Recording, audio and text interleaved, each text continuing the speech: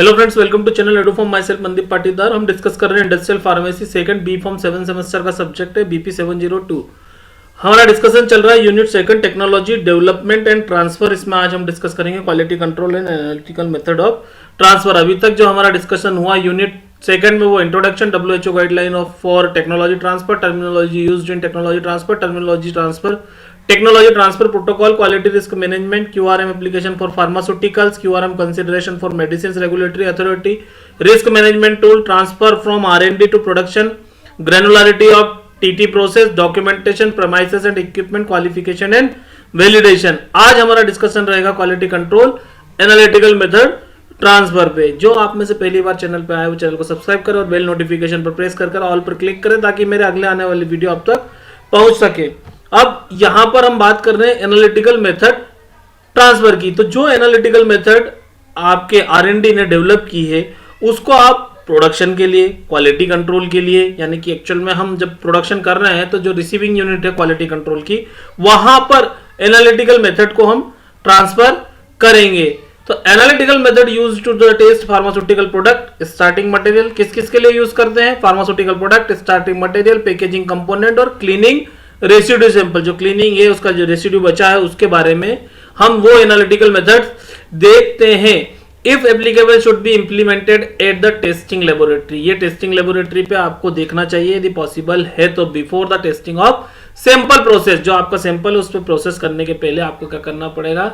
जो receiving testing laboratory वहां पर इस बार एनालिटिकल मेथड को आपको करके देख लेना चाहिए कि आपकी एनालिटिकल मेथड सही है या नहीं है, रिजल्ट आ रही है नहीं है, जो हमने जो डेवलप की है R&D पे वहां के और यहाँ के सेम है या नहीं।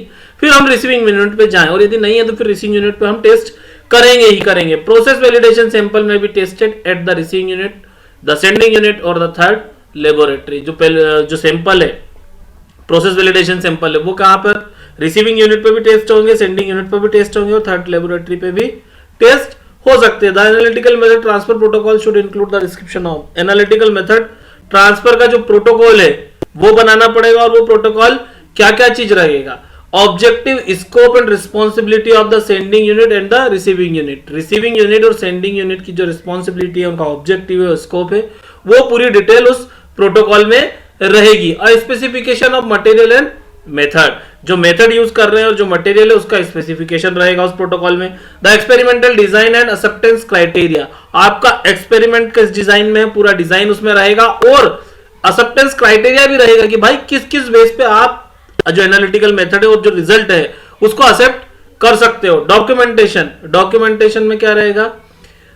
Including information to be supplied with the result. जो सप्लायर है सप्लाइड विद द रिजल्ट, इसके साथ आपको डॉक्यूमेंटेशन रखना पड़ेगा। Report from to be used, procedure for the handling of deviation, references, signed approval, जो साइन करता, जो अप्रूवल करता उसके sign, detail of reference sample, starting material कहां से आया, इंटरमीडिएट कैसा बना, आपका फिनिश प्रोडक्ट क्या है, उसकी पूरी डिटेल उस प्रोटोकॉल में रहेगी। The sending unit responsibility for the transfer of analytical method. अब जो एनालिटिकल मेथड ट्रांसफर हो रही है वो कहां से हो रही है? सेंडिंग यूनिट से रिसीविंग यूनिट में। अब दो सिचुएशन हो सकती है, एक तो R&D से जब होगी तो आपके पास आई तो ये सेंडिंग से रिसीविंग हो गई, या फिर आपके पास एक इंडस्ट्री है जहां पर ये काम चल रहा है लेकिन आप इसको दूसरी जगह दूसरे प्लांट पे ट्रांसफर कर रहे थे, यानी कि ऑलरेडी एक प्लांट जहां पर क्वालिटी कंट्रोल डिपार्टमेंट रन कर रहा है उससे दूसरे प्लांट के क्वालिटी कंट्रोल में ये जा रही है। तो जो सेंडिंग यूनिट है वो क्या प्रोवाइड कराएगी? Provide method specific training for analyst and other quality control staff if required, assist in analysis of QC testing result. अब क्या होता है, जो आपका एनालिस्ट है, जो पर्सन है, उसको भैया पहले प्रॉपर नॉलेज और उसकी ट्रेनिंग देना पड़ेगी और यदि रहा तो आपको उसको असिस्ट भी करना पड़ेगा QC टेस्टिंग रिजल्ट्स में। ठीक है। Define all method to be transferred to be tested a given product, starting material, cleaning material. Define experimental design, sampling method and acceptance criteria. Sending unit उसको बताएगा ना भाई कि ये इस तरह का डिजाइन, इस तरह से आपको टेस्ट करना है, ये कि सैंपल मेथड, सैंपलिंग की मेथड है और ये एक्सेप्टेंस क्राइटेरिया है। यदि आप सैंपलिंग मेथड नहीं बताओगे और जो रिसीविंग यूनिट है उसने उसको जैसा मालूम हो उस हिसाब से सैंपलिंग कर ली और कुछ चेंजेस आ गए तो रिस्पॉन्सिबिलिटी किसकी है? सेंडिंग यूनिट की। इसलिए आपको सेंडिंग यूनिट वाले को समझाना पड़ेगा कि हमारा एक्सपेरिमेंट जो है ये मेथड जो है ये इस तरह से डिजाइन की गई है और इसमें सैंपलिंग की प्रोसीजर ये यूज करेंगे और इसका इतना एक्सेप्टेंस क्राइटेरिया, यदि इतना रिजल्ट आता है 95%, 970%, 75%, तो हम इसको जो भी उसका क्राइटेरिया रहता है, provide any validation report for method under transfer and demonstrate their robustness. अब आप जो मेथड ट्रांसफर कर रहे हो एनालिटिकल मेथड, उसका वैलिडेशन जो आपने किया है उसकी रिपोर्ट भी आप उसको प्रोवाइड करोगे।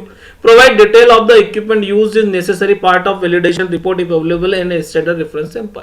अब आपको क्या करना पड़ेगा, जो इक्विपमेंट यूज करा है उस पर्टिकुलर एनालिटिकल मेथड के लिए, उसका भी वैलिडेशन रिपोर्ट और वो सारी चीजें आपको वहां पर देना पड़ेगी, डिटेल देना पड़ेगी। Provide approved procedure used in the testing, जो टेस्टिंग में आपने अप्रूव्ड प्रोसीजर यूज करी है वो भी उसको देंगे। Review and approve transfer report, जो ट्रांसफर रिपोर्ट उसका रिव्यू करेंगे और उसको अप्रूव करके फिर रिसीविंग यूनिट को देंगे। अब यहां पर रिसीविंग यूनिट है उसकी क्या रिस्पॉन्सिबिलिटी है, वो भी अपना जो सेंडिंग यूनिट उसको देती है क्या, एनालिटिकल मेथड के बारे में जितनी भी डिटेल है, and formally agree on acceptance criteria, acceptance criteria पे एग्री होना चाहिए। और कौन सा जो ट्रांसफर प्रोटोकॉल का एक्सेप्टेंस क्राइटेरिया है उस पे उसको एग्री होना चाहिए। फिर क्या होगा, ensure that the necessary equipment of QC is available. Quality control में भैया उसको इंश्योर करना पड़ेगा कि जो नेसेसरी इक्विपमेंट है वो उसके पास है रिसीविंग यूनिट पर, ठीक है। The equipment used by the receiving unit during the analytical transfer should be meet appropriate specification. जो हम यूज कर रहे हैं वो उसके स्पेसिफिकेशन के लिए हिसाब से होना चाहिए, यानी कि जो आपको सेंडिंग यूनिट ने बताया उस स्पेसिफिकेशन के हिसाब के आपके पास इंस्ट्रूमेंट होना चाहिए। मेथड आप वो यूज करेंगे। Ensure the adequately trend and experience person. अब ये तो बताना ही पड़ेगा कि जो आदमी वहां पर टेस्टिंग करेगा वो बराबर ट्रेंड किया है हमने और एक्सपीरियंस है। Provide a documented system capable to recording receipt and testing sample to the required specification using approved test method। approved test method किस तरह से आप रिपोर्टिंग करेंगे, किस तरह से आप रिकॉर्डिंग करेंगे, किस तरह से आप कलेक्टिंग करेंगे डाटा का, वो सारी चीजें आप किसको बताएंगे, सेंडिंग यूनिट को। तभी वो बोलेगा कि हाँ आप ठीक से काम कर सकते हो, हम आपको एनालिटिकल मेथड ट्रांसफर कर सकते हैं। एग्जीक्यूट द ट्रांसफर प्रोटोकॉल, जो ट्रांसफर प्रोटोकॉल बनाया है दोनों ने मिलकर उसको एग्जीक्यूट कर रही है receiving unit. Perform the appropriate level of validation support implementation of method, जो आप वैलिडेशन है वो सपोर्ट कर पा रहे हो कि नहीं। Generate and obtain approval of transfer report, transfer report जो है वो जनरेट करना पड़ेगी। Appropriate training should be provided to all training activities, आपको देना पड़ेगा। Responsible experimental design acceptance criteria हम नीचे की टेबल में देखते हैं।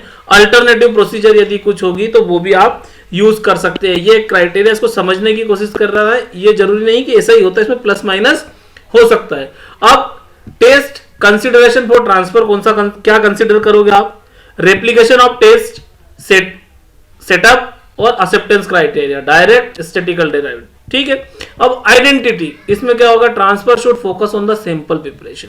आइडेंटिटी में जो सैंपल प्रिपरेशन है उस पर फोकस रहेगा, इंस्ट्रूमेंट डाटा पे रहेगा, ठीक है। Acceptance to include in assay transfer where, ठीक है। वन डिटर्मिनेशन यूजुअली सफिशिएंट, एक डिटर्मिनेशन आप रिसीविंग यूनिट पे देख लोगे तो बोलोगे ठीक है भाई ये ट्रांसफर कर सकते हैं। एसे फॉर पोटेंसी, अब आपको ऐसे मेथड दे रहे हो जो आपको जो पर्टिकुलर फॉर्मुलेशन बना रहे हो उसकी पोटेंसी चेक करना है, तो non specific essay should not be for stability testing. अब स्टेबिलिटी टेस्टिंग के लिए आपका यदि कोई स्पेसिफिक ऐसे नहीं है या आपके ऑफिशियल कंपेंडिया में नहीं है तो आप वो यूज नहीं कर सकते हो।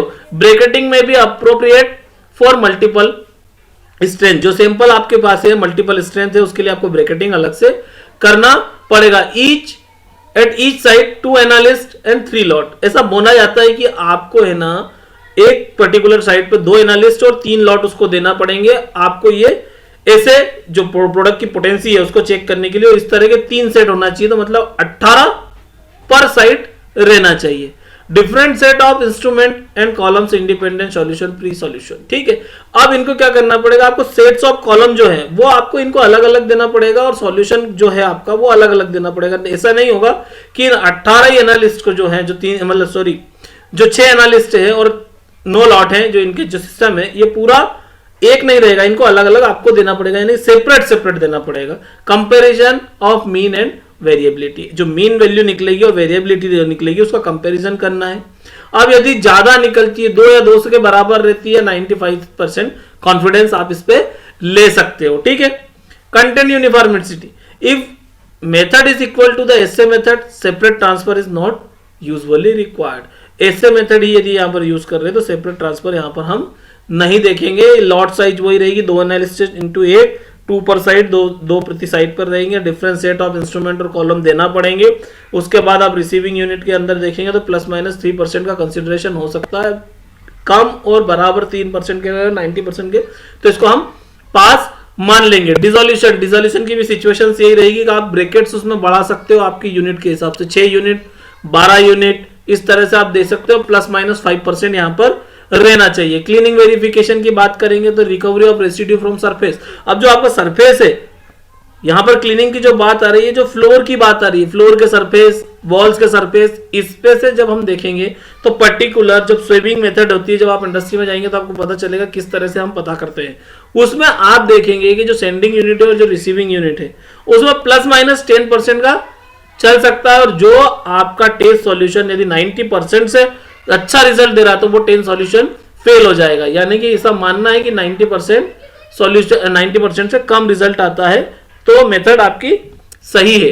माइक्रोबायोलॉजिकल टेस्टिंग, इसमें क्वालिटेटिव और क्वांटिटेटिव लिमिट टेस्ट हम देखेंगे, एग्जीक्यूट करेंगे। जो common on site validation procedure है वही यहां पर हम करेंगे और उसका कंपैरिजन क्वांटिटेटिवली हम कर लेंगे। अब इंप्यूरिटीज की बात कर लेते हैं। तो इंप्यूरिटीज, डिग्रेडेशन, रेसिड्यू इन सॉल्वेंट, आपका सॉल्वेंट में क्या रेसिड्यू बचा है, डिग्रेडेशन कितना हो रहा है इंप्यूरिटीज का, तो इसके लिए आप क्या करेंगे, कंसिडरेशन क्या रहेगा, confirm response factor for calculation related to drug peak को आप कंफर्म करेंगे, confirm limit quantitative at receiving unit, फिर वही हो गया डिफरेंट डेज सेट अलग अलग आप करेंगे, उसके बाद चेक करेंगे और इसको कंपेयर करेंगे। ये पूरे जो डाटा है एक टेंटेटिव डाटा है, इसको चेंजेस भी कर सकते हैं, ठीक है। तो इस तरह से हम एनालिटिकल मेथड का ट्रांसफर कर सकते हैं।